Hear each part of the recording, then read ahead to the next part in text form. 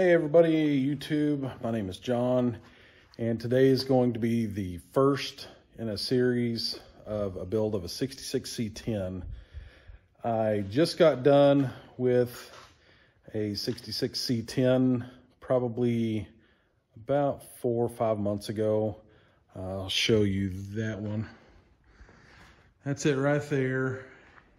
It took me about 1.5 years. It was really bad shape, rusted out basically from fenders down all the way around, but it turned out pretty good. It kind of has sentimental value to me. It was my father-in-law's truck, and I bought it from him and did the whole thing myself, paint and all. The paint is far from perfect, but it's a pretty nice truck. It's got an LS swap, 4L60 headers, the whole, basically what everybody else does. I did do 4-wheel disc brakes all the way around. It has power steering conversion, power brakes, obviously with the 4-wheel disc brakes. Nice truck. It was a fun project. Took my time on it, learned a lot, but it was a good project. But today we're starting, or it's the introduction of this 66. This 66 I actually found from a coworker. I went to their house to buy some parts for the blue truck, and the husband had bought this as a project and then just never got around to it. So I ended up buying it a really good price, had a title, and it's in remarkably good shape compared to the blue one I started with. It is a 66 short bed.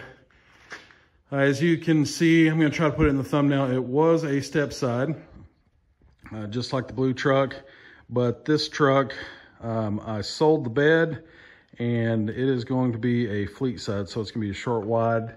Didn't want to step side, so this one's going to be a fleet side. It does have pretty good patina on it, and I like it. It's a fairly unique truck in a few different aspects, and I'll try to go over them here.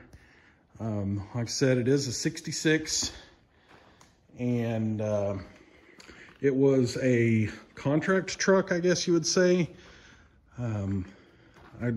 I didn't know it when I bought it, but on the VIN tag, it has 2 sets of numbers. It's got a contract tag and the VIN number. So it took me a little while to figure out what that was, but it's unique in that aspect. Another thing's kind of unique. It's kind of odd. It has, I guess since it was either a government truck or a military truck, looks like they put a couple helper springs on both sides. So it's got 2 sets of coil springs. Those will obviously be coming off. It also has a carrier bearing drive shaft, which I guess some of these did have. My other 66 did not have that, but that's kind of unique on this one compared to the other one. It's obviously factory 6 lug, and I'm going to keep it 6 lug. Just for the reason that I've already got a set of wheels over here. And since I'm going patina, these wheels I bought just to give my blue truck something to roll around on. But I really like the wheels, but the chrome is kind of peeling on several of the spots. But I don't care, because this is going to be a patina / rat rod style truck. So I've got crappy wheels to put on it, and I'm leaving it 6 lug. So basically the first order of action that I'm going to do on it is, number 1, someone started converting it to 5 lug, have the 73 through 87 control arms on the front. I have got a frame bought just for basically that driver's side suspension part, or parts, the arms. So first order business, tearing down the front suspension, and I've got most of the parts already purchased for this truck. So it's going to get power steering.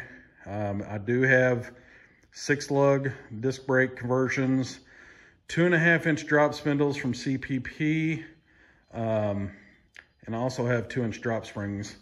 So it's going to be, I kind of wanted to do a airbag setup on it, but this is kind of going to be a budget build at first. Do whatever I've got to do to get it running, driving, and then I can go back later, add a turbo, airbag suspension, whatever. But right now, the plan is it's going to be not really a 5/7 drop. It's going to be a 4.5 and 7 drops. So I'm going to do 2.5-inch drop spindles on the front, 2.5-inch or 2-inch drop springs. Then on the back, I will do 5-inch drop springs and then a 2-inch block and drop it down pretty low just for a static drop. Problem areas on the truck, there's not just a whole lot. There are some dents, like up here on the roof. It's got a dent right there. It's got some dents in the roof. Not too worried about that. It's got the usual rust, floor pans, rocker panels. Somebody did cut out the floor there and just put a kind of a crappy patch panel over it, just with some galvanized sheet metal where the transmission was. So it's had a transmission swap sometime in the past. It's got the low tunnel. When I got the truck, the previous owner had pulled the dash out, drilled out the 40 or whatever spot welds across the front here, across the windshield. There are 4 bolts, 2 on each side, that bolt the dash into the A-pillars there, but they also, for some reason, they welded the crap out of it from the factory. So he had pulled that whole dash out, painstakingly drilled out all those spot welds. So I have got the dash bolted back in. The steering column was pulled out too. I had to pull parts from a cab I bought from the same gentleman that I bought this truck from. So I had to pull the parts for that basically hold the steering column up, and also the bracket that the brake pedal bolts to. So I got the steering and dash put back in it so my wife could help me bring it up to the shop. And obviously she needed to be able to steer it. Did not have any brakes, so that was real fun. She did not appreciate that, but she did a great job, and she's always helped me on all my projects whenever needed help. So she's a real good sport. Also a good sport in letting me take on these projects. I have a few other builds on my channel. We did a 2001 Bluebird schoolie bus build out. We actually got a lot of views on that. A lot of people really liked that. Another build I did just recently was this little Trail 90 Honda back here. Did a Chinese motor swap in it. It went really well. Fun little bike. That was for my wife. So this is just another build that I'm doing just to really document for myself. As far as, you know, I already mentioned the disc brake, brake conversion. Also got the power brake booster and stuff, and also the power steering. I've got a LM7 back here, low mileage LM7 out of a Tahoe rollover. Got to swap the pan. I'm going to do a relocation of the NOx sensors. I've got headers. I've got a 4L60 transmission. Came out of the same truck. Everything was really clean in that. I did have to pay a little extra because basically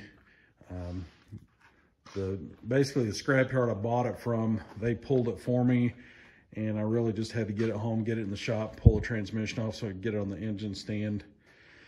But I mean, these LS engines are cheap, so I'm going to have, at the end of the build, I'm keeping track of every dollar I spend on this truck. So I will break it down. Like I said, I got a steal of a deal on this truck. These trucks go for quite a bit nowadays. But you can see the only other, I mean, I do have some little trouble here, floor pans. Same thing, all these trucks have that same problem. Driver's side cab corner's good. Passenger side, got a small little spot there that I'll repair probably, but I want to keep the patina as good as I can. Doors have a few little dents. The fenders are actually, they've got some rust down here, but they are not rusted through, which is kind of rare. Most of them are pretty nasty down there. Another problem spot of these trucks is up around the windshield. Got a little bit of a spot up there, but I don't think it's rusted all the way through. This truck, like I said, it was, when I bought it, it had school vehicle tags on it. So as far back as I could see was 1993 on the license plate tag sticker. So it was in service for a long time with the school. So it was a fleet vehicle, but I'm guessing that means it was maintained pretty good.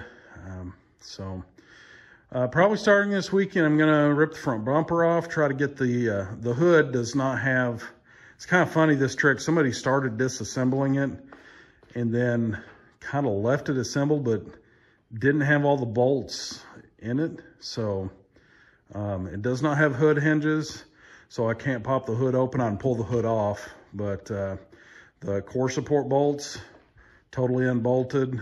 The cowl panels, they are not bolted in at all. It has none of the cab mount bolts. There's 4 cab mount bolts. The cab is not bolted down. Really, the whole front end had been unbolted. The only thing that was really bolted on was the bed. And I did take it off, and surprisingly, I was able to unbolt, I think 6 out of the 8 bed bolts, which is pretty remarkable. Usually they're either completely rusted solid or, you know, they'll just break off, but I was able to get most of those off to get the bed off and sell the bed. So anyway, that is the introduction for the Red 66. It will be going together hopefully relatively fast, since I bought most of the parts already and I have them on hand. So thank you for joining me today, and hopefully you'll come back and watch more. So thanks for watching.